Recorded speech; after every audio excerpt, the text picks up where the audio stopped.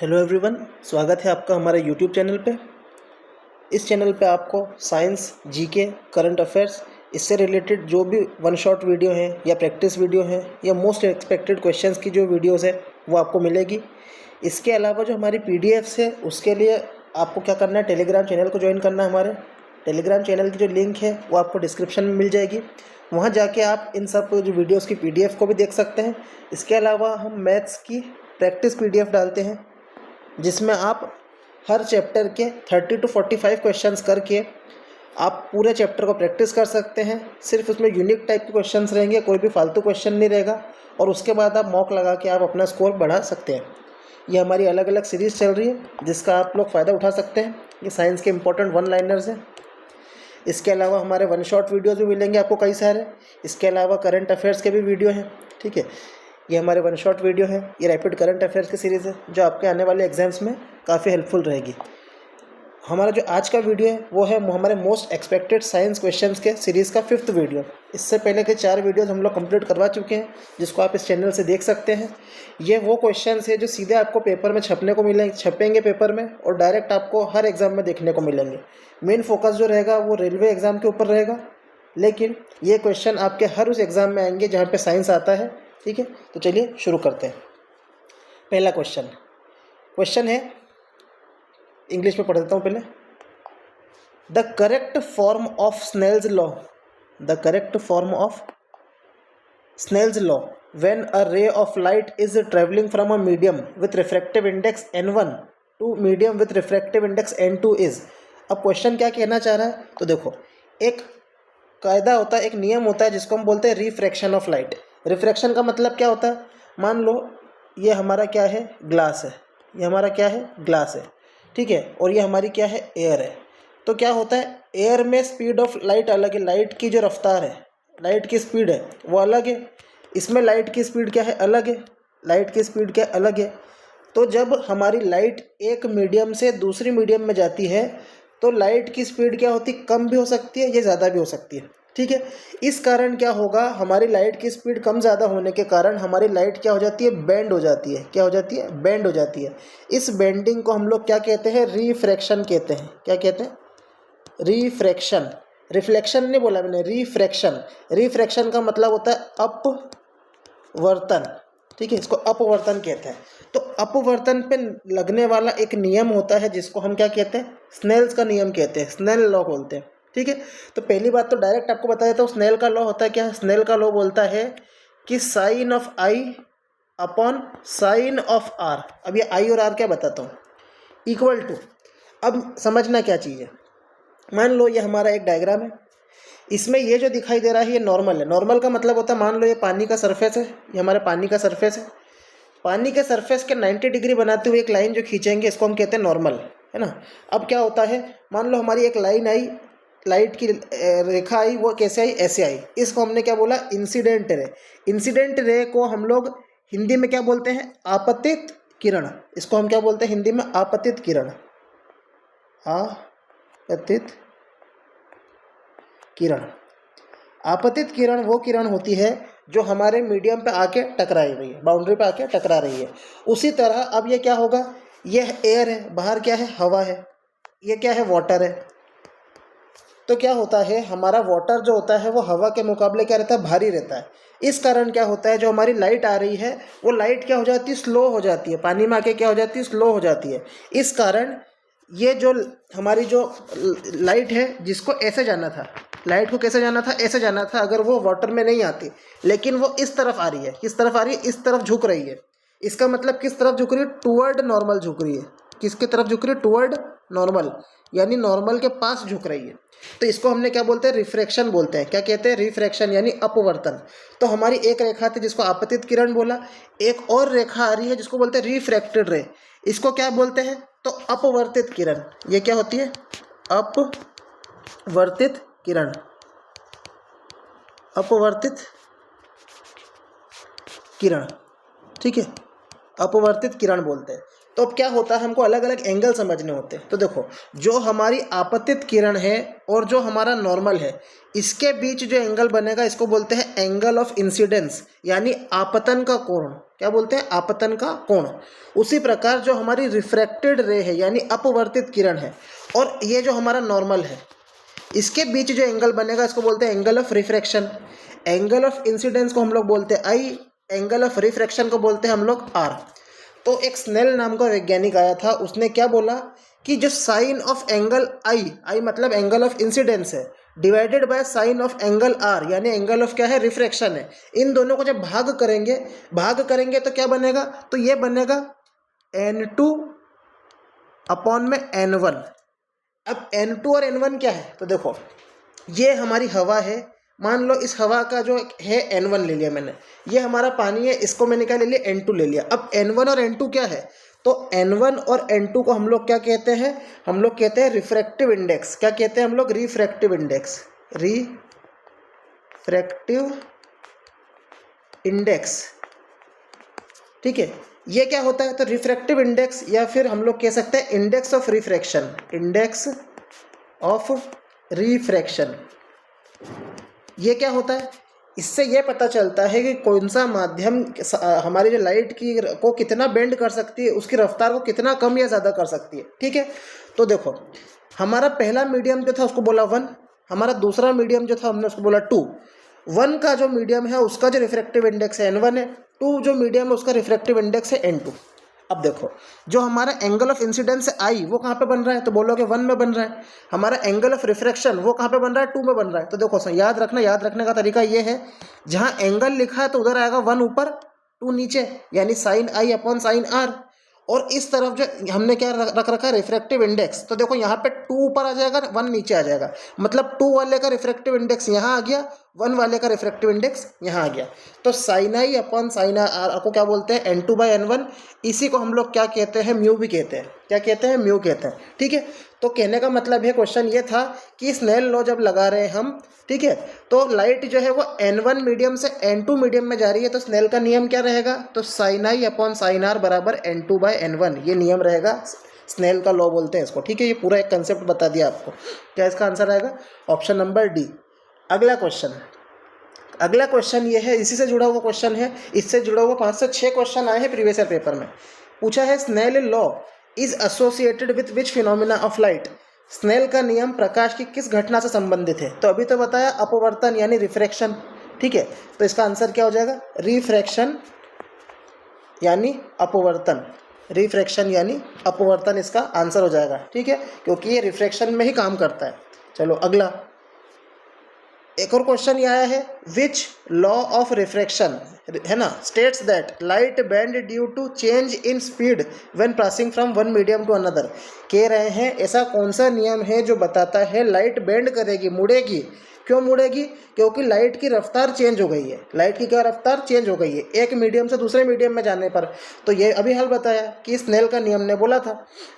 ये भी बता दिया है कि अपवर्तन का कौन सा नियम है। अपवर्तन का कौन सा नियम बताता है कि एक माध्यम से दूसरे माध्यम में जाते समय प्रकाश की गति में परिवर्तन होता है और इसके कारण वो मुड़ जाती है। तो इसका आंसर क्या है? स्नेल का नियम, ठीक है। इसके अलावा एक बात और याद रखनी, speed of light. Speed of light, है ना, वैक्यूम में speed of light, speed of light vacuum का मतलब होता है जहाँ खाली कुछ भी नहीं रहता है, ठीक है। तो वैक्यूम के अंदर लाइट की रफ्तार कितनी होती है? तो 3 × 10⁸ मीटर पर सेकेंड होती है। इस बात ध्यान रखना है। वैक्यूम मतलब जहाँ पर कुछ नहीं होता, ना हवा होता है ना कुछ भी होता है, ठीक है, कोई पार्टिकल नहीं होता। तो वहाँ पे हमारी जो वैक्यूम में स्पीड की लाइट की रफ्तार जो रहेगी वो 3 × 10⁸ मीटर पर सेकेंड होती है, ठीक है, इसको ध्यान रखना है। चलो अगला क्वेश्चन है कि सेकेंड लॉ ऑफ रिफ्रैक्शन को हम और किस नाम से जानते हैं? अगर सेकेंड लॉ ऑफ रिफ्रैक्शन है तो फर्स्ट लॉ ऑफ रिफ्रैक्शन भी होगा, ठीक है। तो इसके लिए मैं एक पेज ले लेता हूँ, इन्हें दोनों समझाना पड़ेंगे आपको। क्वेश्चन 4 क्या है? लॉज ऑफ रिफ्रैक्शन यानी अपवर्तन के नियम। अपवर्तन के नियम, अपवर्तन के नियम। अपवर्तन के नियम क्या क्या होते हैं? तो बोलना अपवर्तन के दो नियम होते हैं, एक और दो। तो पहला नियम जो होता है वो क्या बोलता है कि हमारा जो इंसिडेंट रे है, इंसिडेंट रे का मतलब क्या है? अभी ऊपर डायग्राम में बताया, जिसको हम लोग क्या बोलते हैं? आपतित किरण है। इसके अलावा जो हमारी रिफ्रैक्टेड रे है, क्या? रिफ्रैक्टेड रे। रिफ्रैक्टेड रे का मतलब क्या होता है? अपवर्तित किरण। क्या होती है? अपवर्तित किरण। और तीसरा क्या है? नॉर्मल। नॉर्मल का मतलब क्या? जो 90 डिग्री की रेखा बनाई थी। तो हमको क्या समझ में आया था कि देखो ये कौन कौन है? ये हमारी इंसिडेंट रे यानी हमारी आपतित किरण, ये हमारी रिफ्रैक्टेड रे यानी अपवर्तित किरण, और नॉर्मल। ठीक है, ये तीनों हमको कहाँ पे दिखाई दे रहे हैं? तो एक पन्ने के ऊपर दिखाई दे रहे, एक पेज के ऊपर दिखाई दे रहा है। ये एक पेज के ऊपर ही बना रखे हैं ना। तो जब एक पेज के ऊपर ही बना रखे हैं, इसका मतलब क्या होता है कि ये तीनों एक प्लेन में है। इंसिडेंट रे, रिफ्रैक्टेड रे और normal all lie on same plane, यानी तीनों जो है एक ही पेज पर दिखाई दे रहे हैं, एक ही पेज पर दिखाई दे रहे हैं, यानी एक ही प्लेन में दिखाई दे रहे हैं। तो पहला नियम तो ये है कि इंसिडेंट रे, रिफ्रैक्टेड रे और नॉर्मल तीनों एक प्लेन में हैं। इसके अलावा दूसरा नियम जो है वो कौन सा नियम है? वो ये बोलता है कि साइन आई बटे साइन आर, यानी कि जो स्नेल का नियम बताया, क्या बताया? स्नेल का नियम। ये स्नेल का नियम क्या बोलता है? Sine i upon sine r जो होता है ये हमेशा एक जैसा रहता है, स्थिर रहता है, यानी क्या रहता है? कांस्टेंट रहता है। इसी कांस्टेंट को हम क्या बोलते हैं? म्यू। ये यू जैसा दिख रहा है ना, इसकी पूंछ बना दी, इसको बोलते हैं म्यू, है ना। ये म्यू बोलते हैं इसको। इसी को हम लोग क्या कहते हैं? Refractive index. क्या कहते हैं हम लोग? Refractive index. हिंदी में इसको क्या बोलते हैं थोड़ा देख लेना, ठीक है, इसका मुझे मिला नहीं। तो ये दो नियम होते हैं। तो क्वेश्चन में क्या पूछा था? क्वेश्चन में पूछा है सेकेंड लॉ ऑफ रिफ्रैक्शन किसको बोलते हैं? तो स्नेल के नियम को बोलते हैं।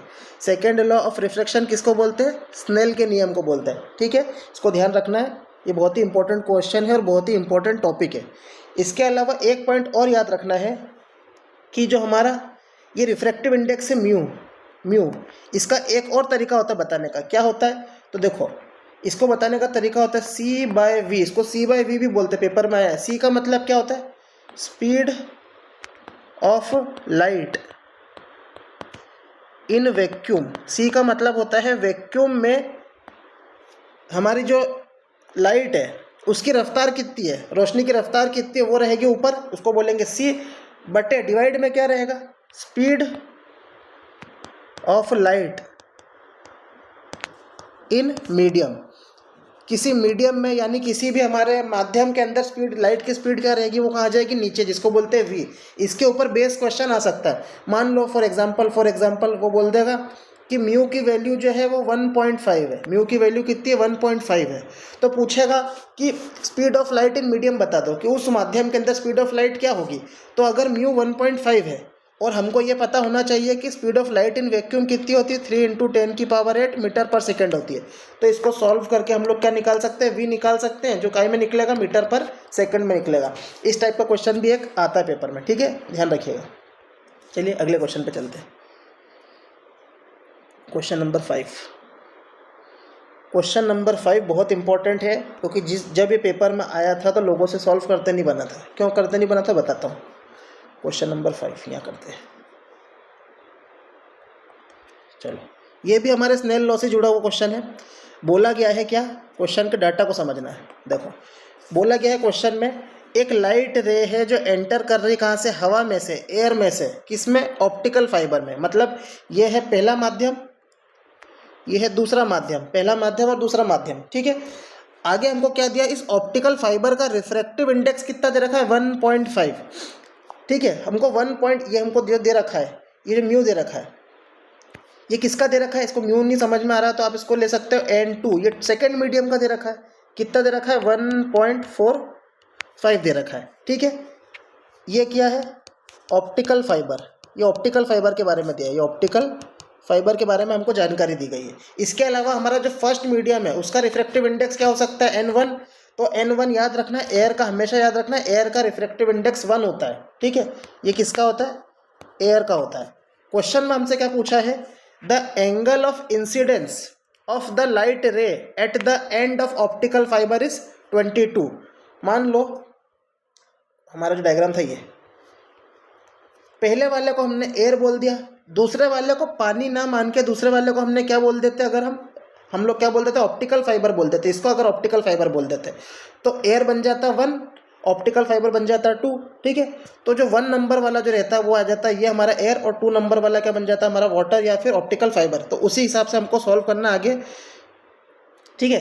तो हमारे को क्या लगाना है आगे समझो इसमें, ये रहा कि द एंगल ऑफ इंसिडेंस, यानी हमको क्या दे रखा है, आई दे रखा है। आई कितना दे रखा है, 22 डिग्री। अब हमने पढ़ा है कि ट्रिग्नोमेट्री के अंदर हमको 30 डिग्री, 45 डिग्री, 60 डिग्री और 90 डिग्री की वैल्यू पता रहती, 22 डिग्री की वैल्यू पता नहीं रहती, ठीक है।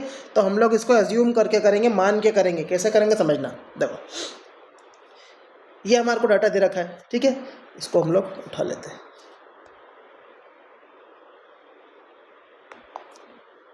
इसको हम लोग उठा के यहाँ रख देते हैं।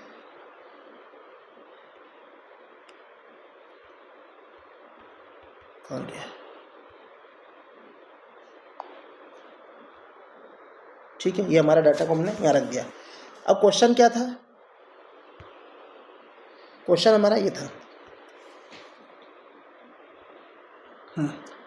कि एक लाइट है, ठीक है, वो एयर से ऑप्टिकल फाइबर में जा रही। एयर को मान लिया हमने माध्यम नंबर 1, ऑप्टिकल फाइबर को हमने मान लिया माध्यम नंबर 2। रिफ्रैक्टिव इंडेक्स माध्यम नंबर 2 का दे रखा है, यानी N2 दे रखा है 1.5। N1 क्या हो जाएगा, 1 हो जाएगा क्योंकि हवा है। एंगल ऑफ इंसिडेंस यानी आपतन, एंगल ऑफ इंसिडेंस यानी इसको, एंगल ऑफ इंसिडेंस को हम क्या बोलते हैं, तो हम लोग आपतित कोण, आपतन का कोण, यानी आई को क्या बोलते हैं हम लोग, आपतन का कोण बोलते हैं। आपतन का कोण हमको कितना दे रखा है, इसको हिंदी में क्या बोल सकते हैं,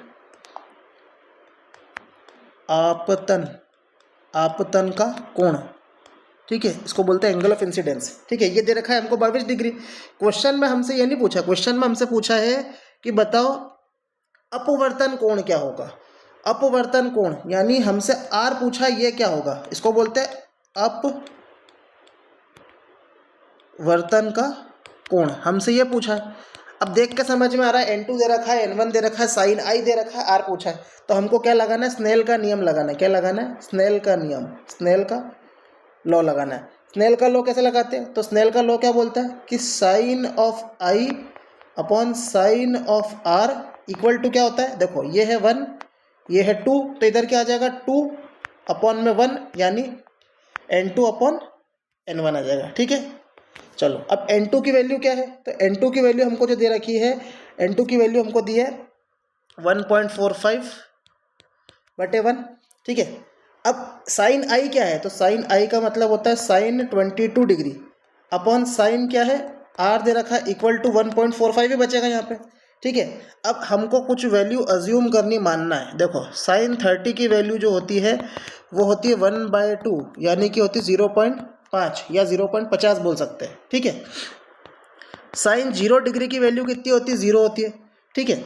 अब मुझे देखो 0 की पता है, 30 की पता है, तो मुझे 20 की अपने बीच की निकालनी है। बीच की मतलब मैं अगर साइन 15 की वैल्यू निकालूँ, साइन 15 की वैल्यू क्या हो सकती, तो ये 0 और इस 0.50 के बीच में, यानी मैं कितनी मान सकता हूँ, 0.25 मान सकता हूँ। कितनी मान सकता हूँ, 0.25।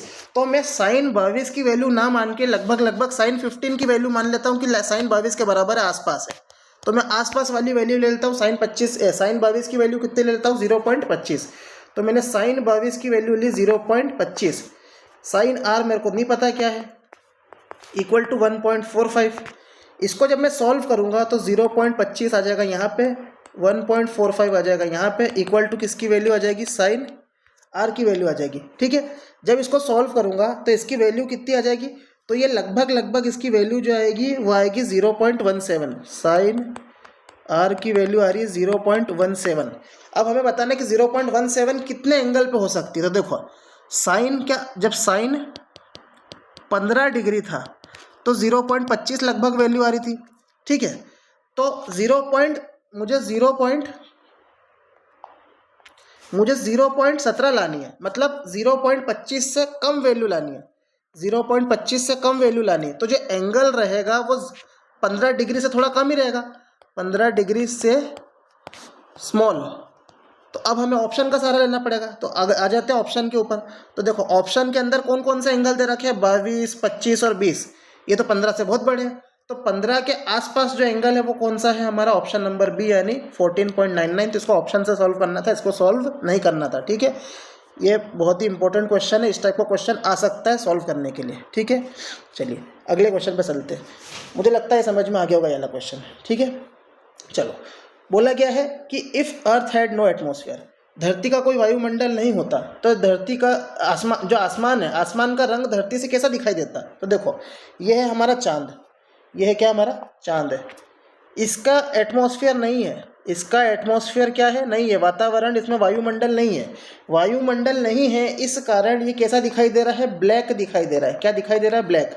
तो धरती के जैसे, चांद के जैसे धरती पे अगर वायुमंडल ना होता तो धरती का कलर भी क्या दिखाई देता, ब्लैक दिखाई देता है। क्या दिखाई देगा, ब्लैक दिखाई देगा, ठीक है।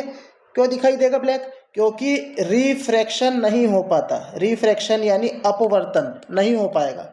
अपवर्तन तब होएगा जब माध्यम हो, अपवर्तन नहीं हो पाएगा, इसीलिए जो काला है वो काला ही दिखाई देगा, ठीक है। तो इसको ध्यान रखना है, काफ़ी इंपॉर्टेंट कॉन्सेप्ट है ये। अगला क्वेश्चन बायो से जुड़ा हुआ क्वेश्चन है। बोला गया है which of the following is not a characteristic of chordate. अब देखो अलग अलग प्रकार के जीव जंतु होते हैं, ठीक है। उसी जीव जंतु जगत के अंदर, जानवरों के अंदर एक जानवर होते हैं जो कॉर्डेट्स कहलाते हैं। अब कॉर्डेट्स क्या होते हैं, तो देखो इसको नाम से समझना है। कॉर्डेट मतलब जिनके अंदर कॉर्ड है। कौन सी कॉर्ड है, तो याद रखना नोटोकॉर्ड है, हिंदी इंग्लिश दोनों को यही याद रखना, नोटोकॉर्ड। नोटोकॉर्ड क्या होती है, ऐसे जानवर जिनके अंदर कॉर्ड होती है उनको नोटोकॉर्ड कहते हैं, पहली बात तो याद रखनी है। तो इसमें पूछा है कि कॉर्डेट की इनमें से कौन सी बात गलत दे रखी है। तो देखो सारे ऑप्शन देखे बिना सीधा आंसर क्या कर सकते हैं, ए ऑप्शन। क्यों, इसमें ए ऑप्शन में बोल रहा है नोटोकॉर्ड अनुपस्थित है। अभी तो हमने बताया कि कॉर्डेट के अंदर नोटोकॉर्ड होती है, इसमें तो अनुपस्थित यानी एब्सेंट बोल रहा है। इसका मतलब डायरेक्टली तो ये क्वेश्चन हो गया हमारा गलत, ऑप्शन ए हमारा हो गया गलत, ठीक है। इसके अलावा हमको क्या बातें याद रखनी है नोटोकॉर्ड से रिलेटेड, तो देखो नोटोकॉर्ड से रिलेटेड हमको ये बात याद रखनी है कि नोटोकॉर्ड वाले जो जानवर होते हैं, इधर लिख देता हूँ, नोटोकॉर्ड को इंग्लिश में भी नोटोकॉर्ड बोलते हैं, हिंदी में भी नोटोकॉर्ड बोलते हैं। नोटोकॉर्ड वाले जो जानवर होते हैं ये वो जानवर होते हैं या वो जीव होते हैं जिनके अंदर क्या होती है, स्पाइनल कॉर्ड। स्पाइनल कॉर्ड का मतलब होता है रीढ़ की हड्डी, ठीक है। जिनमें रीढ़ की हड्डी या रीढ़ की हड्डी जैसा कुछ पाया जाता है वो जानवर कहलाते हैं नोटोकॉर्ड वाले जानवर, यानी कॉर्डेट कहलाते हैं, ठीक है। इनकी विशेषता क्या क्या याद रखना, पहली विशेषता तो ये है इनमें नोटोकॉर्ड होती है। दूसरी विशेषता क्या है, इनमें जो नोटोकॉर्ड होती है, इनमें जो नोटोकॉर्ड होती है वो कहाँ पे होती है, डोर्सल साइड पे होती है। कहाँ पे होती है, डोर्सल साइड। डोर्सल का मतलब होता है पृष्ठीय, पृष्ठीय मतलब बैक साइड पे होती है जीवों, जैसे हमारी पीठ है, हमारी पीठ पे रीढ़ की हड्डी होती है। तो याद रखना इन जानवरों की जो नोटोकॉर्ड होती है, नोटोकॉर्ड को नोटोकॉर्ड ही बोलेंगे इंग्लिश हिंदी दोनों में, ये डोर्सल साइड पे होती है। डोर्सल का मतलब होता है पृष्ठीय, पृष्ठीय का मतलब होता है बैक साइड पे होता है, ठीक है। इसके अलावा थर्ड पॉइंट याद रखना किसका, कॉर्डेट का, ये याद रखना है इनका जो हार्ट यानी दिल है वो दिल कैसा होता है, वेंट्रल होता है। कैसा होता है, VENTRAL। वेंट्रल का मतलब होता है पेट की तरफ, पेट की तरफ। पेट की तरफ मतलब क्या होता है, बेली साइड। इंग्लिश वाले क्या याद रखेंगे, बेली साइड। देखो हमारा हार्ट कहाँ है, छाती पे सीने की तरफ है। सीने की तरफ मतलब किस तरफ है, पेट की तरफ है। तो हमारा जो हार्ट होता है वो कहाँ होता है, पेट की तरफ होता है, ठीक है। तो ये तीन क्वालिटीज़ याद रखनी है किसकी, कॉर्डेट की। पहला नोटोकॉर्ड होती है, उसमें नोटोकॉर्ड का मतलब होता है स्पाइनल कॉर्ड यानी रीढ़ की हड्डी। दूसरी बात याद रखनी है कि जो नोटोकॉर्ड होती है वो पीछे साइड होती है, डोर्सल यानी बैक साइड पे होती है। तीसरी बात याद रखनी है कॉर्डेट्स के अंदर जो हार्ट होता है, उनका दिल होता है, वो वेंट्रल साइड होता है। वेंट्रल साइड का मतलब क्या होता है, पेट की तरफ होता है, यानी बेली साइड पे होता है। इतनी बात तो याद रखनी है। इसके अलावा चौथा पॉइंट क्या याद रखना है कि इनके अंदर एक पूंछ होती है। चौथा पॉइंट याद रखना है, इनके पास क्या होती है, पूंछ होती है। चौथा पॉइंट आप ये याद रख सकते हैं क्या, कि इनके एक गूदा पृष्ठ भाग में पूंछ मौजूद होती है ना। जैसे जानवरों की पूंछ होती है, इंसानों की भी पहले पूंछ हुआ करती थी, अब वो पूंछ बहुत छोटी हो गई है जो दिखाई नहीं देती है, ठीक है। तो चौथा पॉइंट आपको ये याद रखना है, ठीक है। तो ये 4 पॉइंट है टोटल जो हमको याद रखना है। अब एक और बात इसके बारे में बता देता हूँ, इसके एग्जाम्पल क्या क्या होते हैं, ठीक है। इसके एग्जाम्पल क्या क्या है, तो इसके एग्जाम्पल है कैट, डॉग। इनके कंकाल देखोगे तो इनकी पीठ पे एक हड्डी दिखाई देगी, है ना। ये सब क्या होता है, ह्यूमन, इंसान। ये सब क्या होते हैं इनके, ये कॉर्डेट्स कहलाते हैं। होमवर्क आपके लिए ये है, कैट, डॉग और ह्यूमन यानी इंसान के आपको बायोलॉजिकल नेम बताने, इनके बायोलॉजिकल नेम क्या है, बायोलॉजिकल नाम क्या है इनके, ठीक है, ये बताने होमवर्क में। ठीक है, ये था हमारा प्रश्न नंबर 7। देख के समझ में आ गया था ये तो। अब एक और क्वेश्चन जो थोड़ा टफ लेवल का लेकिन पेपर में आया है इसलिए करना है। देखो, हर जानवर जो होता है इनकी अलग अलग प्रकार की जातें होती हैं, ठीक है, जिनको हम लोग कहते हैं फाइलम। फाइलम क्या होती है? संघ। फाइलम का मतलब क्या होता है? फाइलम का मतलब होता है संघ। हर जानवर का क्या होता है? एक संघ होता है। संघ मतलब उसके जैसा दिखने वाले और जीव भी होते हैं, ठीक है। इस संघ के अंदर बहुत सारे क्या होते हैं? उपसंघ होते हैं। क्या होते हैं? बहुत सारे उपसंघ। जैसे हम लोग हिंदू हैं, हिंदू के अंदर बहुत सारी जातें होती है, तो हिंदू क्या हो गया? एक संघ हो गया। लेकिन उसके अंदर बहुत सारी जातें हो गई तो उसको क्या कहेंगे? उपसंघ।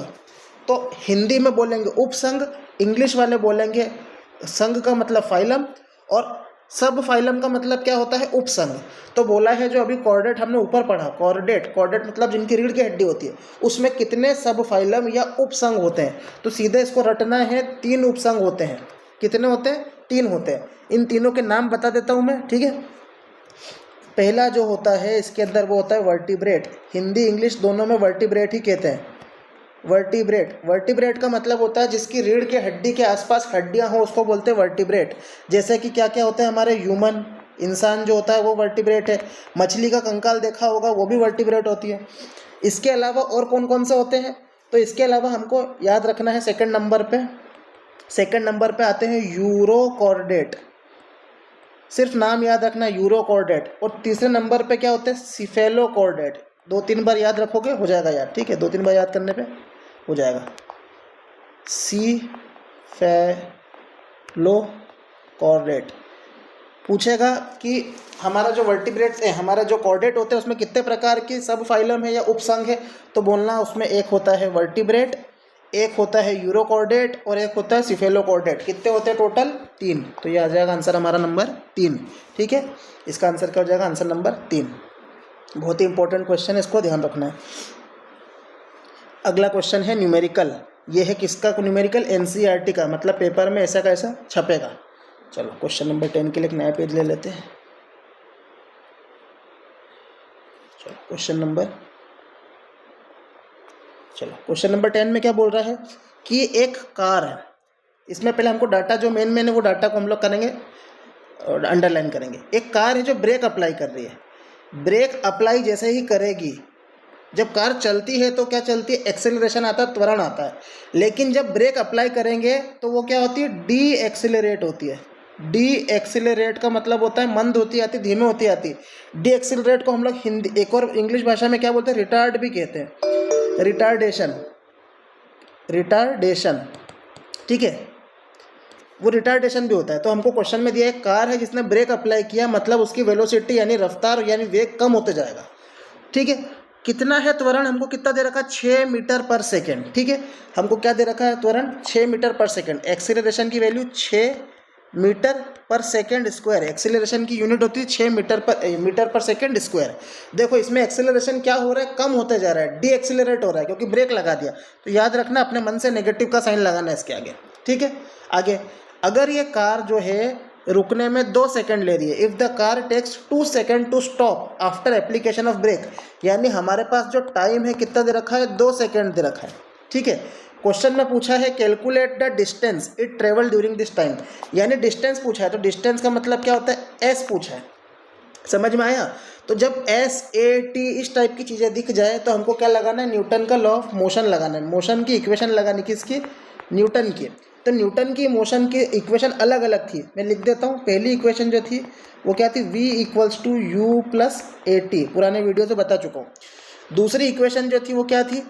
v square minus u square equal to 2as। और तीसरी इक्वेशन जो थी वो थी s बराबर u t plus half a t square. पहली बात तो हमको 3 इक्वेशन याद रखनी न्यूटन की। पहली v equals to u plus a t, दूसरी v square minus u square equal to 2as, और तीसरी s बराबर u t plus half a t square. इसमें कौन कौन क्या क्या है? तो देखो u जो है वो है इनिशियल वेलोसिटी। इनिशियल वेलोसिटी का मतलब होता है शुरुआती रफ्तार, शुरुआती वेग। शुरुआती वेग जो होता है वो मीटर पर सेकेंड में होता है। v जो होता है वो फाइनल वेलोसिटी होता है। v क्या है? फाइनल वेलोसिटी है। फाइनल वेलोसिटी क्या में होती है? फाइनल वेलोसिटी का मतलब होता है अंतिम गति। अंतिम गति भी क्या होती है? मीटर पर सेकेंड में होती है। ए क्या होता है? एक्सीलरेशन यानी त्वरण। ए क्या होता है? एक्सीलरेशन यानी त्वरण। ये त्वरण प्लस भी हो सकता है, ये माइनस भी हो सकता है। प्लस मतलब जब गाड़ी की रफ्तार बढ़े, और माइनस का मतलब जब ब्रेक लगा दिया जाए। इसकी यूनिट होती है मीटर पर सेकेंड स्क्वायर, और टी बराबर होता है टाइम, जो टाइम काय में होता है? सेकेंडों में होता है। ठीक है, अब हमें कौन सी इक्वेशन लगानी है वो इस बात पर निर्भर करेगा कि हमको निकालना क्या है और हमारे पास दी हुई चीज़ें क्या क्या है। ठीक है, तो हम लोग क्वेश्चन को करते हैं। चलो देखो, हमारा क्वेश्चन जो है, क्वेश्चन था 10। हमको एक्सीलरेशन दे रखा है -6 मीटर पर सेकेंड स्क्वायर, ये दे रखा है। टाइम हमको दे रखा है 2 सेकेंड। ठीक है, अब एक बात, जब गाड़ी को हमने लगाया ब्रेक, इसका मतलब गाड़ी शुरुआत में कुछ रफ्तार थी, उस गाड़ी में शुरुआत में कुछ रफ्तार थी क्योंकि वो ऑलरेडी मूविंग है। तो यू कुछ भी हो सकता है, हमें पता नहीं है। लेकिन गाड़ी जब ब्रेक मारेंगे और गाड़ी रुकेगी, जब गाड़ी क्या होगी? स्टॉप होगी। स्टॉप होगी तो फाइनल जो वेलोसिटी होगी वो कितनी हो जाएगी? 0 हो जाएगी।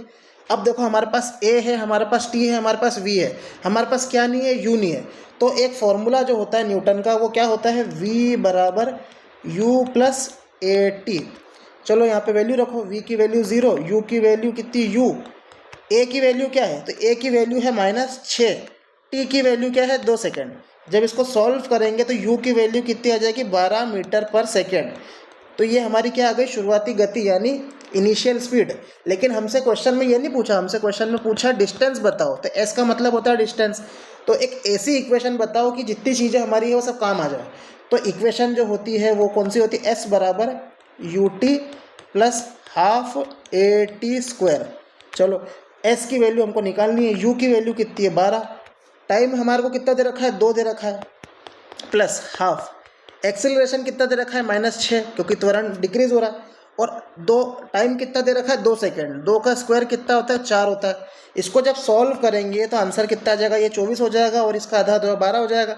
24 - 12 तो हो जाएगा 12। और डिस्टेंस पूछिए तो क्या में आएगा? मीटर में आएगा। ठीक है, तो हमारा जो ऑप्शन है, देखेंगे ऑप्शन में क्या क्या है। तो देखो, ऑप्शन में हमारे 12 मीटर ये रहा। ठीक है, ऑप्शन हमारा 12 मीटर ये रहा, तो आंसर हो जाएगा 12 मीटर। ठीक है, काफ़ी इंपॉर्टेंट क्वेश्चन है, ये पेपर में आ सकता है।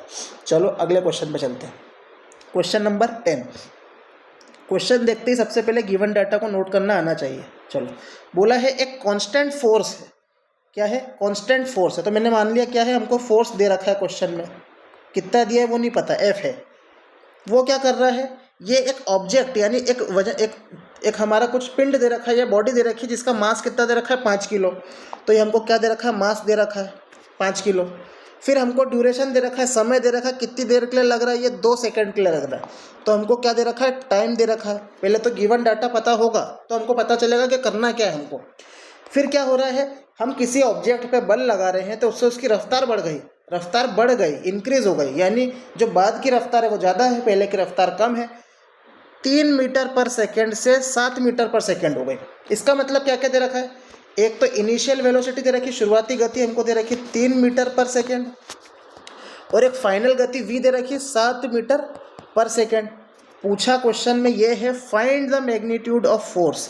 सबसे पहला तो पहला क्वेश्चन क्या पूछा है? एफ निकालो। क्या निकालो? एफ निकालो, यही पूछा है। तो इसके लिए नया पेज ले लेते हैं। क्वेश्चन नंबर 11 के लिए। क्वेश्चन नंबर 11 क्या क्या दे रखा है? पहले हमको मास दे रखा था 5 किलो, टाइम दे रखा था शायद 2 सेकेंड, हाँ 2 सेकेंड दे रखा था। u यानी इनिशियल वेलोसिटी कितनी दे रखी? 3 मीटर पर सेकेंड। v यानी फाइनल वेलोसिटी कितनी दे रखी? 7 मीटर पर सेकेंड। हमसे पूछा फोर्स क्या है? फोर्स, तो देखो फोर्स का एक फॉर्मूला होता है, याद रखना, मास इनटू एक्सीलरेशन। होमवर्क में बताना है ये न्यूटन का कौन सा नियम है, ये न्यूटन का कौन सा नियम है? फोर्स बराबर मास इनटू एक्सीलरेशन। पहली बात तो ये बताना। दूसरा, हमको निकालना क्या है? फोर्स। तो देखो, मास तो मास है, एक्सीलरेशन क्या होता है? बताओ, एक्सीलरेशन क्या होता है? एक्सीलरेशन होता है रफ्तार का चेंज, यानी रफ्तार कितनी बदली। तो मैं लिख देता हूँ वेलोसिटी का चेंज बटे समय। समय मतलब टाइम। ठीक है, तो इस फॉर्मूले को मैं कैसा लिख सकता हूँ? m बराबर वेलोसिटी चेंज कितनी हो रही है, तो फाइनल वेलोसिटी जो है वो बाद में ज़्यादा है, तो v, और शुरुआती वेलोसिटी कितनी थी u, तो माइनस u। देखो जब भी हमें बदलाव निकालना रहता है, मान लो पहले मेरे पास थे 10 रुपये, बाद में हो गए 20 रुपये, तो मैंने पूछा कितने रुपये बदले, तो कैसे बताएंगे, 20 में से 10 माइनस करेंगे, तो ज़्यादा में से कम को घटाते हैं, तो v माइनस यू अपॉन समय, तो v एक्सीलरेशन को v minus u upon t ही बोला जाता है। ठीक है, चलो सॉल्व करते हैं। फोर्स हमको निकालना है, मास हमको कितना दे रखा है, मास हमको दिया है 5, वेलोसिटी का चेंज v है 7, u है 3, तो 7 में से 3, टाइम दे रखा है 2, 4 2, तो ये कितना हो जाएगा 10। फोर्स की यूनिट होती है न्यूटन, क्या होती है, न्यूटन। तो पहला क्वेश्चन का आंसर तो क्या हो गया, हमारे को फोर्स निकालने से 10 न्यूटन फोर्स निकल गया। लेकिन क्वेश्चन में और भी कुछ पूछा है।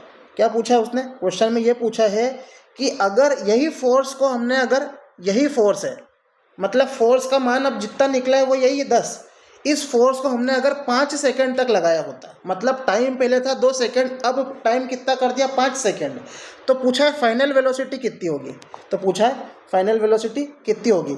मतलब अगर फोर्स अब की बार यही की यही है 10 न्यूटन, मास अभी भी वही है कितना, तो मास हमको दे रखा है कितना, 5 किलो।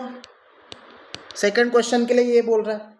इसके अलावा फोर्स यही की यही रह जाए, है ना, और क्या यही का यही रह जाए, तो टाइम जो है इसने बोला 5 सेकंड कर दो, अब की बार टाइम कितना कर दो, 5 सेकंड कर दो। तो पूछा है फाइनल वेलोसिटी कितनी होगी। अब फाइनल वेलोसिटी पूछ रहा है कितनी होगी, इसका मतलब ये है कि जो शुरुआती वेलोसिटी है वो वही की वही रहेगी, सेम का मतलब कितनी दे रखी थी, 3 मीटर पर सेकेंड। फिर से हमको इसी फॉर्मूले को लगाना है। तो फॉर्मूला क्या होता है, F बराबर m v minus u upon में टी। चलो F की वैल्यू कितनी है 10, मास की वैल्यू कितनी है 5, v माइनस यू, v हमको पता नहीं है, u कितना है हमारा सेम यानी 3 है, अपॉन टाइम कितना है 5 है, 5 से 5 काटा, ठीक है। तो हमारी जो v की वैल्यू है कितनी हो जाएगी, 13 मीटर पर सेकेंड। ठीक है, काफ़ी इंपॉर्टेंट सवाल था, इसको ध्यान रखना, पेपर में ये आएगा। ठीक है, इस क्वेश्चन से जुड़ा हुआ एक और क्वेश्चन जो होता है थ्योरी का, वो ये आता है कि मान लो जो क्रिकेटर है हमारा, क्रिकेटर जो क्रिकेट खेलते हैं, ठीक है, वो बॉल आ रही है, ये बॉल आ रही है ना, जैसे MS धोनी वगैरह, तो जब कैच लेते हैं ना तो हैंड को पीछे खींचते हैं, हैंड को पुल करते हैं, पुल बैक, यानी कैच लेते वक्त हाथों को पीछे करते हैं। क्यों, जब बॉल आ रही है तो ये मान लो हाथ है, ये ग्लव्स है, ये ग्लव्स में बॉल जा रही है, ठीक है, ये बॉल हाथ में जाती है तो MS धोनी है हमारा विकेट कीपर, हाथ को पीछे खींचता है, क्यों, हैंड को पुल बैक करता है, क्यों, तो इसका रीज़न ये है कि हमने ये पढ़ा है कि फोर्स बराबर क्या होता है, m v minus u upon में t, हमने ये पढ़ा है। अब क्या होता है, यह समय, ये जो समय होता है जितना ज़्यादा होगा, मतलब जितना ज़्यादा हम हाथ को पीछे खींचेंगे समय बहुत ज़्यादा बढ़ते जाएगा, जितना ज़्यादा समय बढ़ता जाएगा उतना फोर्स कम होता जाएगा। समझ में आया। इसीलिए जब हमको स्केल की मार पड़ती थी तो हम हाथ पीछे कर लिया करते थे, उससे क्या होता था, समय हमारा बढ़ जाया करता था, तो हमारी फोर्स क्या हो जाती थी, कम हो जाती थी, लगने वाली फोर्स। तो ये पेपर में आया हुआ क्वेश्चन है कि समय बढ़ा दो तो फोर्स क्या हो जाता है, कम हो जाता है, ये भी इसी नियम से समझ में आना चाहिए। ठीक है, तो ये क्वेश्चन था, यह था हमारा question number 10, sorry question number 10 था, क्वेश्चन नंबर 10 शायद, हाँ मैंने गलत बता दिया, क्वेश्चन नंबर 10 था वो, ये क्वेश्चन नंबर ये 10 था। ठीक है, चलो क्वेश्चन नंबर 11। क्वेश्चन नंबर 11 क्या है, बोला गया है रिलेटिव डेंसिटी दे रखी है सिल्वर की। अब रिलेटिव डेंसिटी क्या होती है बताता हूँ, पहले समझ जाओ। रिलेटिव डेंसिटी दे रखी है हमको सिल्वर की 10.8, पानी का जो घनत्व है, डेंसिटी ऑफ वाटर दे रखी है 10⁻³ kg, इसको हम लोग क्या बोलते हैं, 1000, 10⁻³ को क्या बोलते हैं, 1000 kg पर मीटर क्यूब।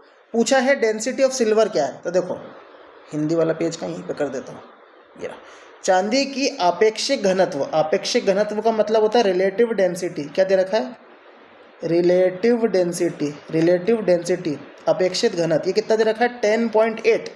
पानी का घनत्व देखो, एक रिलेटिव डेंसिटी और एक डेंसिटी है, एक अपेक्षिक घनत्व और एक घनत्व है। तो पानी का जो घनत्व होता है वो 1000 kg पर मीटर क्यूब होता है। देखो घनत्व की इकाई होती है kg पर मीटर क्यूब, लेकिन रिलेटिव डेंसिटी या अपेक्षिक गति घनत्व के आगे मैंने ये नहीं लिख रखा, क्यों, तो देखो समझो। रिलेटिव डेंसिटी क्या होती है, रिलेटिव डेंसिटी यानी आपेक्षिक घनत्व क्या होता है, ये होता है डेंसिटी ऑफ सब्सटेंस, यानी जो सामान हमको दे रखा है, जो वस्तु हमको दे रखी है उसका घनत्व ऊपर लिखो, divided by density of water, भाग किससे कर दो, डेंसिटी ऑफ वाटर से, पानी के घनत्व से भाग कर दो। तो ये जो निकलेगा ये हमारा क्या कहलाता है, आपेक्षिक घनत्व यानी डेंसिटी ऑफ सब्सटेंस। अब इसकी इकाई कुछ भी नहीं होती, क्यों, ऊपर देखो, ऊपर भी केजी पर मीटर क्यूब रहेगा, नीचे भी केजी पर मीटर क्यूब रहेगा, दोनों क्या हो जाएंगे, कैंसिल हो जाएंगे, इसलिए इनकी कोई इकाई नहीं होती। याद रखना रिलेटिव डेंसिटी की नो यूनिट कोई इकाई नहीं होती, ठीक है। तो क्वेश्चन में पूछा है हमसे कि चांदी का अपेक्षिक घनत्व दे रखा है हमको 10.8, रिलेटिव डेंसिटी 10.8 दे रखी है। हमसे पूछा है चांदी का घनत्व कितना है, मान लिया उसको मैंने वो x था, ठीक है, और नीचे क्या आता है पानी का घनत्व, पानी का घनत्व कितना है 1000। तो इसको सॉल्व करेंगे तो ये कितना हो जाएगा 10.8 इंटू 10⁻³ और क्या निकाल रहे हैं हम लोग, डेंसिटी निकाल रहे हैं, तो केजी पर मीटर क्यूब, ठीक है, इसको ध्यान रखना है। तो इसका आंसर क्या हो जाएगा 10.8 इंटू 10⁻³ केजी पर मीटर क्यूब। बहुत इंपॉर्टेंट क्वेश्चन है, पेपर में आएगा, मतलब आएगा। चलो अगला क्वेश्चन है, ये टेबल, एक टेबल आती है उसको याद रखना है। वो टेबल में बताता हूँ क्या चीज़ है, पहले समझ लो क्वेश्चन क्या है। कि एक तत्व होता है जिसको हम एरोसोल कहते हैं। क्या कहते हैं, एरोसोल। एरोसोल का मतलब जो हमारे डिओड्रेंट वगैरह, परफ्यूम वगैरह जो रहते हैं उसको एरोसोल बोलते हैं। तो एरोसोल जो है वो एक प्रकार का कोलॉइड है, हिंदी में भी कोलॉइड बोलेंगे, इंग्लिश में भी कोलॉइड बोलेंगे। कोलॉइड क्या होता है, एक प्रकार का विलयन होता है, एक प्रकार का क्या होता है, सॉल्यूशन। सॉल्यूशन का मतलब होता है विलयन होता है, ठीक है। कोलॉइड एक प्रकार का क्या है, विलयन। तो ये विलयन के अलग अलग प्रकार होते हैं। तो इसको आंसर को समझने से पहले हमको इसका टेबल देखना पड़ेगा। तो ये रहा हमारा टेबल, ठीक है। इसमें मैं हिंदी में लिख देता हूँ कि इस टेबल में कौन क्या होता है। तो देखो इसमें जो डिस्पर्स्ड फेज दे रखा है, ये दिख रहा है डिस्पर्स्ड फेज। डिस्पर्स्ड फेज का मतलब होता है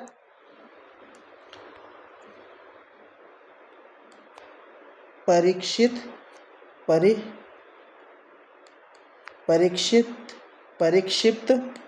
अवस्था। परिक्षिप्त अवस्था का मतलब क्या होता है कि किसको मिलाया जा रहा है। इसका मतलब क्या होता है, मिलाया जाना। कौन मिलाया जा रहा, इसको क्या कहते हैं, कौन मिलाया जा रहा है। और डिस्पर्जन मीडियम को हम लोग क्या बोलते हैं, तो परिक्षेपण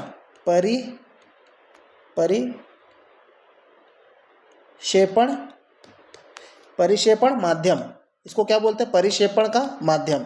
मतलब किसमें मिलाया जा रहा है, किसमें मिलाया जा रहा, समझ में आया। परिक्षिप्त अवस्था का मतलब होता है डिस्पर्स्ड फेज, किसको मिलाया जा रहा है, और परिक्षेपण माध्यम का मतलब होता है किसमें मिलाया जा रहा है। तो ये अलग अलग प्रकार के टेबल है जिसका हमको एग्जांपल याद रखना है, और यही एग्जांपल याद रखना है, इसके अलावा कोई एग्जांपल याद नहीं रखना।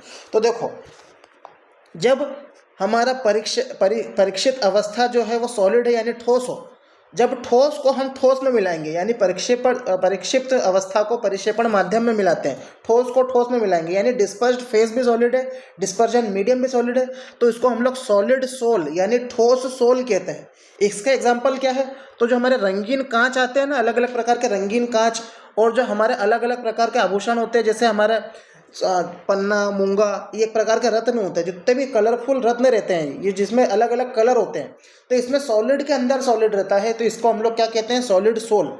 अगला जो होता है वो हमारा क्या होता है कि अगर सॉलिड को हम लोग लिक्विड में मिलाएं, मतलब किसी तरल के अंदर सॉलिड को मिलाएं, तो उसको कहते हैं हम लोग सोल, ठीक है। इसको हिंदी में और क्या बोलते हैं, आप इसको एक बार गूगल से देख सकते हैं, लेकिन याद रखना सोल। तो जो हमारे पेंट होते हैं, हमारे जो कलर होते हैं, जो हम पुताई वगैरह के कलर करते हैं, ठीक है, वो कैसा रहता है, लिक्विड रहता है, लेकिन उसके अंदर जो मेन कलर रहता है वो सॉलिड रहता है। तो वो क्या है, एग्जाम्पल पेंट और हमारा सेल का फ्लूइड। सेल का फ्लूइड का मतलब हमारा जो कोशिका होती है, हमारी कोशिका, शरीर के अंदर कोशिका जो होती है, उस कोशिका के अंदर जो तरल रहता है वो क्या रहता है, लिक्विड के अंदर सॉलिड मिला हुआ। तो ये भी याद रखना है। अगला जो होता है वो सॉलिड जो है अगर गैस के अंदर मिला दिया जाए, मतलब हम लोग जो आग लगाते हैं, जो धुआं उठता है, तो धुएं के ऊपर हाथ रख देंगे तो हमारा हाथ काला हो जाता है। क्यों हो जाता है, क्योंकि गैस के अंदर सॉलिड मिला हुआ है। तो इसका एग्जाम्पल क्या है, स्मोक यानी धुआं। इसको हम लोग क्या बोलते हैं, डस्ट या पर्टिकुलेट। डस्ट का मतलब क्या होता है, जो हमारा डस्ट निकलती है झाड़ू में, वो हवा के अंदर रहती है, ठीक। इस प्रकार लिक्विड को जब हम सॉलिड के अंदर मिलाते हैं, ठीक है, जब लिक्विड सॉलिड के अंदर मिला हुआ रहता है तो एक जेली बन जाती है, जो जेली खाते हैं ना वो जेल बन जाता है, ठीक है, जो हम जेल सिर पे भी लगाते हैं और हमारा शैम्पू वगैरह वो जेल जैसा रहता है। इसका एग्जाम्पल क्या है, याद रखना, जेल का एग्जाम्पल चीज़, बटर और जेली, जो जेली हम लोग खाते हैं ना गीली गीली, वो। अगला, अगर लिक्विड को लिक्विड में मिलाया जाए, ठीक है, मान लो दूध में क्या मिला दिया, पानी, तो उसको कहेंगे इमल्शन। इमल्शन जैसे एग्जांपल क्या है, मिल्क यानी दूध, और जो हमारी शेविंग क्रीम जो होती है, हेयर क्रीम जो होती है, वो कैसी रहती है, दूध जैसी रहती है, तो वो लिक्विड के अंदर लिक्विड को मिलाया जाता है, इसको ध्यान रखना है। अगला, अगर लिक्विड को मिलाया जाए गैस के अंदर, मान लो जब ठंड आ जाएगी तो हवा के अंदर क्या रहती है, धुंध रहती है, वो धुंध क्या रहती है, पानी के मॉलिक्यूल रहते हैं, पानी रहता है, तो वो गैस के अंदर पानी मिला हुआ है, उसी को हम लोग क्या कहते हैं, एरोसोल। इसका एग्जांपल क्या, फॉग, मिस्ट और क्लाउड, यानी बादल वगैरह जो रहते हैं ये हवा के अंदर तैरते हैं, वो पानी तो रहता है, ठीक है, तो इसको क्या कहेंगे हम लोग, एरोसोल कहेंगे। अगला, अगर गैस को मिला दिया जाए सॉलिड के अंदर तो वो सॉलिड फोम कहलाता है। एग्जाम्पल, जो हमारा पत्थर होता है, प्यूमिस स्टोन जिसको हम बोलते हैं ना, जो पत्थर पानी पे तैरता है, तो ये प्यूमिस स्टोन होता है जो पानी पे तैरता है। क्यों? क्योंकि इसके अंदर गैस भरी रहती है, गैस भरी रहती है इसलिए वो पानी पे तैरता है, ठीक है, ये हमको ध्यान रखना है, प्यूमिस स्टोन। अगला, अगर गैस को हम लिक्विड के साथ मिला दें, मतलब लिक्विड के अंदर गैस को डाल दें, ठीक है, जैसे कि हमारा झाग बन जाता है, साबुन का झाग होता है, ठीक है, तो उसको क्या कहते हैं हम लोग, फोम कहते हैं, यानी झाग कहते हैं। इसका एग्जांपल क्या है, फ्रोथ या व्हिप्ड क्रीम। व्हिप्ड क्रीम का मतलब जो फेटी हुई मलाई रहती है ना, जो फूली हुई, उसको हम लोग क्या कहते हैं, व्हिप्ड क्रीम कहते हैं, ठीक है। तो इतना टेबल याद रखना है, ये बहुत इंपॉर्टेंट है। ये इससे जुड़ा हुआ क्वेश्चन ये है कि एरोसोल में क्या होता है, तो हमारा एरोसोल में क्या होता है, ये रहा एरोसोल हमारा, एरोसोल कहाँ गया, ये रहा। एरोसोल के अंदर हम लोग लिक्विड जो रहता है उसको गैस के अंदर मिलाते हैं, ठीक है, लिक्विड जो रहता है गैस के अंदर मिलाते हैं। एक और एग्जांपल याद रखना, इसके अंदर शायद मेंशन नहीं है, एक सॉलिड एरोसोल भी होता है, ठीक है, एक और एरोसोल जो होता है इसके अंदर मिक्स नहीं लिखा नहीं है, एक और एरोसोल जो होता है उसमें क्या होता है, सॉलिड होता है और गैस के अंदर मिला हुआ रहता है, तो वो भी एरोसोल कहलाता है, ठीक है। तो इसका एग्जाम्पल क्या रहेगा हमारा, सॉलिड एरोसोल, यानी सॉलिड इन गैस, या ठोस जो होता है वो गैस के अंदर परिक्षेपित होता है, ठीक है, तो ये ध्यान रखना, ये एग्जाम्पल है, ठीक है। Question number 12। चलो अगला क्वेश्चन जो है हमारे डाइजेशन यानी हमारे जो पाचन तंत्र है उससे जुड़ा हुआ है। इसमें बोला गया है इनमें से कौन सा स्टेटमेंट करेक्ट है, मतलब बहुत सारे स्टेटमेंट दे रखे हैं, तो अलग अलग चीज़ें हैं, तो मैं यहाँ लिख देता हूँ, इसके लिए एक पेज ले लेता हूँ, पहले समझा देता हूँ कि क्या चीज़ बताना चाह रहा हूँ मैं। देखो, क्वेश्चन नंबर है 13।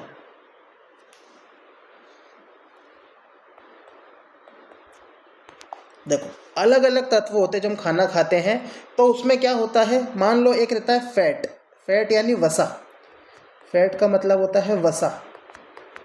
वसा को अगर डाइजेस्ट करना है, पचाना है, अगर वसा को अगर पचाना है तो उसके लिए क्या, अब किसी भी तत्व को पचाने के लिए जो लगता है वो लगता है एंजाइम। हमें एंजाइम के बारे में पढ़ना है। एंजाइम का मतलब क्या होता है, ये ऐसे तत्व होते हैं जो खाना पचाने में मदद करते हैं। तो जो फैट होता है, जो वसा होता है हमारे खाने में, वो फैट होता क्या है, पहली बात तो याद रखना, पेपर में आया है, फैट होता है ट्राइग्लिसराइड।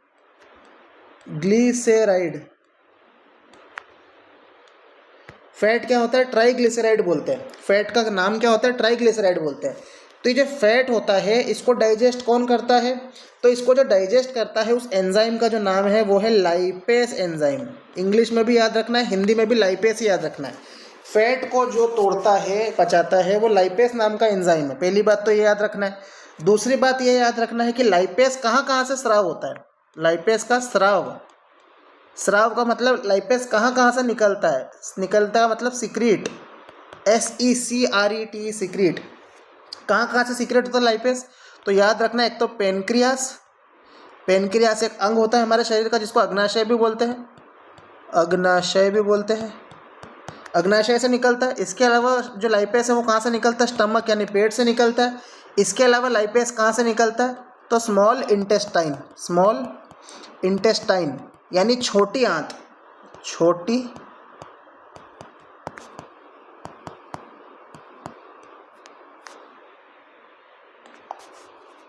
आंत से निकलता है, ठीक है,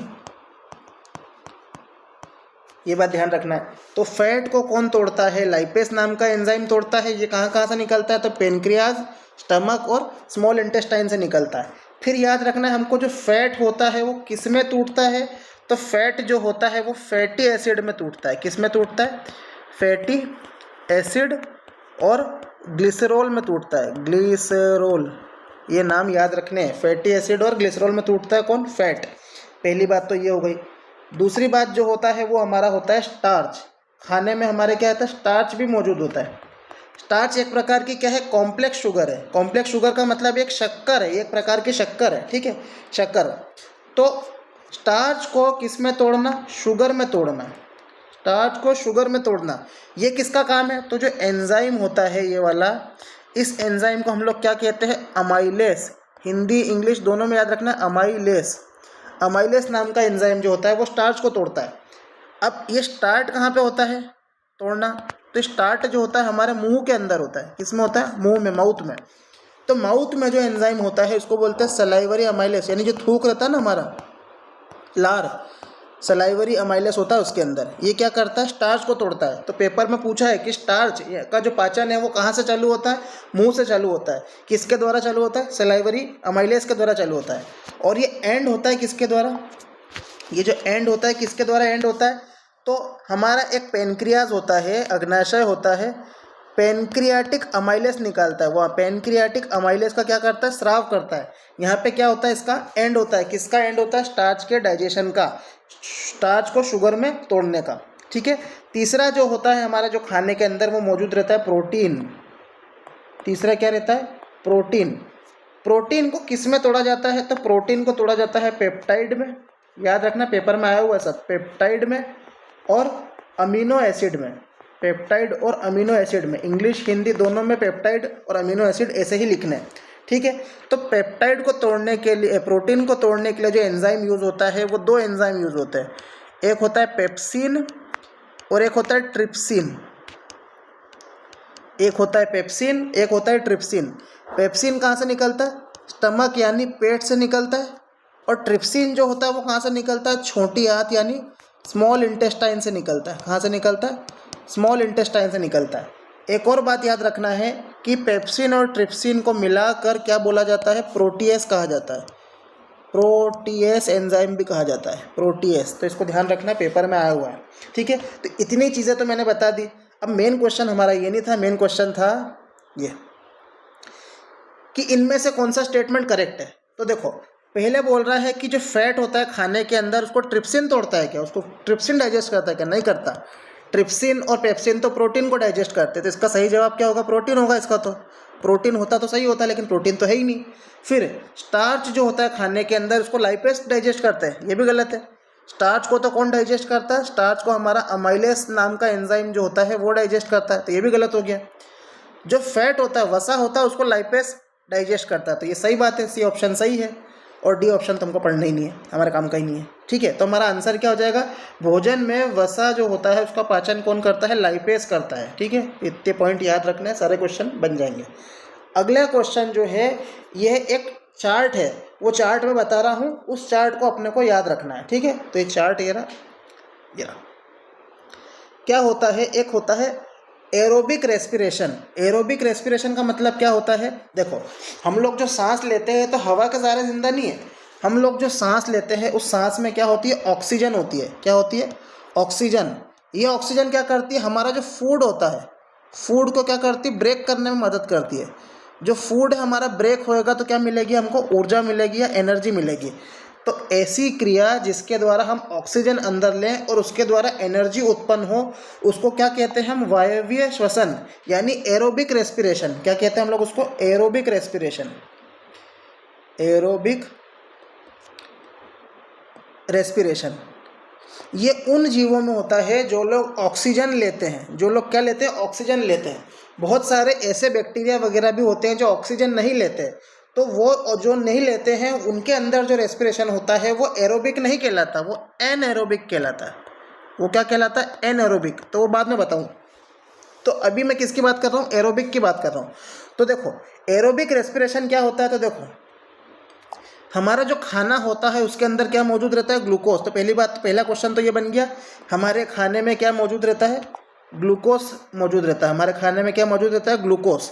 दूसरा क्वेश्चन ये बनता है कि ग्लूकोज में कितने कार्बन होते हैं, तो याद रखना ग्लूकोज में 6 कार्बन होते हैं। तीसरी बात याद रखना, ग्लूकोज जो होता है वो टूटता है, कहाँ पे टूटता है, तो साइटोप्लाज्म में टूटता है। साइटोप्लाज्म क्या होता है, तो हमारे कोशिका के अंदर द्रव्य, कोशिका द्रव्य, ये क्या होता है, कोशिका द्रव्य। कोशिका द्रव्य का मतलब क्या होता है, कोशिका द्रव्य का मतलब होता है हमारा जो सेल होता है उसके अंदर एक लिक्विड होता है, ठीक है, उसको बोलते हैं कोशिका द्रव्य। अब हमें क्या याद रखना है, ग्लूकोज जो होता है वो कोशिका द्रव्य के अंदर टूटता है। किसके अंदर टूटता है, तो याद रखना ये पाइरूवेट नाम के एक मॉलिक्यूल में टूटता है। पाइरूवेट इंग्लिश में याद रखना है। पाइरूवेट में कितने कार्बन होते हैं ये भी याद रखना, पेपर में आया 3 कार्बन होते हैं। तो जैसे ही ग्लूकोज टूटेगा पाइरूवेट में तो कुछ ऊर्जा उत्पन्न होगी, पहली बात तो याद रखना। अब इस ऊर्जा के साथ क्या रिएक्ट करता है, ऑक्सीजन, जो हमने सांस लिए वो ऑक्सीजन रिएक्ट करेगा। कौन करे, कहाँ पे करेगा, माइटोकॉन्ड्रिया। तो माइटोकॉन्ड्रिया हमारे शरीर के अंदर कोशिका होती है, उस कोशिका के अंदर एक अंग होता है जिसको माइटोकॉन्ड्रिया बोलते हैं। माइटोकॉन्ड्रिया क्या होता है, पावर हाउस होता है। क्या होता है, power house of the cell, मतलब ये ऊर्जा बनाता है हमारे शरीर के अंदर, ठीक है। तो माइटोकॉन्ड्रिया के अंदर क्या होगा, ये जो पाइरूवेट है 3 कार्बन वाला, इससे ऑक्सीजन प्रतिक्रिया करेगा और क्या बनाएगा, तो याद रखना एक तो कार्बन डाइऑक्साइड बनाएगा, एक वाटर बनाएगा और एनर्जी बनाएगा। पहली बात तो याद रखनी है, कार्बन डाइऑक्साइड, वाटर और एनर्जी। दूसरी बात ये याद रखनी, कितना वाटर मॉलिक्यूल बनाएगा, 6 पानी के मॉलिक्यूल बनाएगा। एनर्जी कितनी बनाएगा, तो 38 बनाएगा। 38 एनर्जी बनाएगा कौन, एरोबिक रेस्पिरेशन में। एक और बात याद रखनी, ये एटीपी क्या है, तो एटीपी पहली बात तो इसको क्या बोलते हैं, एटीपी का मतलब होता है एनर्जी करेंसी ऑफ सेल, यानी हमारा जो सेल होता है उसमें ऊर्जा कितनी है उसको एटीपी बोलते हैं। एटीपी, एटीपी का मतलब क्या होता है, एटीपी का फुल फॉर्म भी पेपर में पूछा है, एडिनोसिन ट्राई फॉस्फेट, ये पेपर में आया है, इंग्लिश में याद रखना है। एटीपी का फुल फॉर्म क्या होता है, एडिनोसिन ट्राई फॉस्फेट, ठीक है, एडिनोसिन ट्राई फॉस्फेट। ये energy currency of the cell, यानी जैसे हमारा रुपया पैसा होता है वैसे ये सेल का, यानी हमारी कोशिका का रुपया पैसा है जिससे वो चलता है सेल। तो कितने 38 एटीपी बनता है हमारे एरोबिक रेस्पिरेशन से। इतना बड़ा चार्ट था। अब इस चार्ट को पढ़ के हमको क्वेश्चन करना है सीधे सीधे क्या, कि एरोबिक रेस्पिरेशन हो रहा है, या एरोबिक रेस्पिरेशन को हम क्या बोलते हैं, वायवीय श्वसन जो होता है, वायवीय श्वसन या एरोबिक रेस्पिरेशन में ग्लूकोज किन किन में टूटता है, तो अभी तो बताया कार्बन डाइऑक्साइड में टूटता है, पानी में टूटता है, एनर्जी में टूटता है, तो ये आंसर है कार्बन डाइऑक्साइड, एनर्जी और वाटर। उसी प्रकार कार्बन इधर भी लिख देंगे, कार्बन डाइऑक्साइड, जल और ऊर्जा, ठीक है। वायवीय श्वसन में ग्लूकोज किन किन में टूटता है तो ये बता दिया, ठीक है। इसी से जुड़ा हुआ अगला एक चार्ट है जिसको आपको ध्यान रखना है, क्वेश्चन नंबर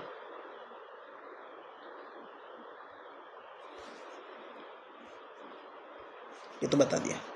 चलो, इसी से जुड़ा हुआ एक चार्ट है जिसको ये याद रखना है, ये चार्ट है, ठीक है। देखो ये चार्ट ध्यान रखना है। इस चार्ट में क्या क्या ध्यान रखना है, देखो अगर हमारा ग्लूकोज है, ग्लूकोज में कितने कार्बन मॉलिक्यूल होते हैं, 6 कार्बन मॉलिक्यूल होते हैं, ठीक है। अब ये ग्लूकोज या तो ऑक्सीजन के प्रेजेंस में टूटेगा, यानी ऑक्सीजन है वहाँ पे टूटेगा, तो कहाँ पे टूटता है, वो माइटोकॉन्ड्रिया में टूटता है। माइटोकॉन्ड्रिया मतलब यही power house of the cell. तो पूछेगा कि अगर ग्लूकोज को हमने वायवीय श्वसन कराया, मतलब वायु के अंदर श्वसन कराया, यानी ऑक्सीजन के साथ श्वसन करवाया, कहाँ पे होता है, ये माइटोकॉन्ड्रिया में होता है। तो क्या क्या बनता है, तो बताना है, एक कार्बन डाइऑक्साइड बनेगा, एक वाटर बनेगा और एक एनर्जी बनेगी। पूछेगा वाटर कितना बनेगा, 6 वाटर बनता है, किसमें, जब वायवीय श्वसन होता है या फिर हमारा क्या होता है, एरोबिक रेस्पिरेशन होता है। एरोबिक रेस्पिरेशन से सबसे ज़्यादा ऊर्जा बनती है, कितनी, 38 एटीपी, 38 मॉलिक्यूल निकलते ऊर्जा के, याद रखना 38, किसमें, वायवीय श्वसन के दौरान। ये तो कब बताया, प्रेजेंस ऑफ ऑक्सीजन में।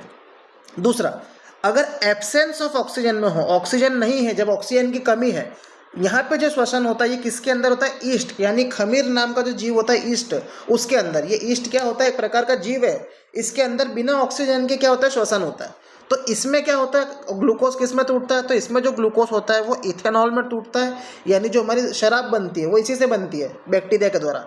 इथेनॉल में 2 कार्बन के मॉलिक्यूल होते हैं, याद रखना है। इसके अलावा कार्बन डाइऑक्साइड का मॉलिक्यूल निकलते, कितने मॉलिक्यूल निकलेंगे, 2, ये चाहो तो छोड़ सकते हैं, ये चाहो तो छोड़ सकते हैं। इसके अलावा एनर्जी निकलेगी, कितने, 2 मॉलिक्यूल, याद रखना है। तो पूछेगा कि ग्लूकोज का ऑक्सीजन के अभाव में जो श्वसन होता है वो किस में होता है, तो ईस्ट में होता है। इसमें 2 मॉलिक्यूल इथेनॉल के निकलेंगे और 2 मॉलिक्यूल निकलेंगे एनर्जी के। ठीक है, अगला, ये तो एब्सेंस ऑफ ऑक्सीजन बताया, ऑक्सीजन का अभाव। अगर ऑक्सीजन की कमी हो जाए और उस समय हमारा श्वसन किया जाए, तो ये ऑक्सीजन की कमी कहाँ पे होती है, हमारे मसल सेल, हमारे जो मांसपेशियाँ होती है, हमारे मसल्स होते हैं, उसके अंदर इस प्रकार का श्वसन होता है, ऑक्सीजन की कमी वाला श्वसन। तो क्या होता है, हम लोग जब बहुत ज़्यादा मेहनत करते हैं तो हमारी मसल्स के अंदर ऑक्सीजन की क्या हो जाती है, कमी हो जाती है। इस कारण हमारी जो मसल्स होती है उसके अंदर क्या बन जाता है, लैक्टिक एसिड बन जाता है। क्या बन जाता है, लैक्टिक एसिड। ये लैक्टिक एसिड वही एसिड है जो दही के अंदर होता है, जो दही को खट्टा बनाता है। तो पहली बात तो याद रखनी, लैक्टिक एसिड के अंदर 3 कार्बन के मॉलिक्यूल होते हैं, पेपर में आया है। लैक्टिक एसिड में कितने मॉलिक्यूल होते हैं, 3 कार्बन के मॉलिक्यूल होते हैं।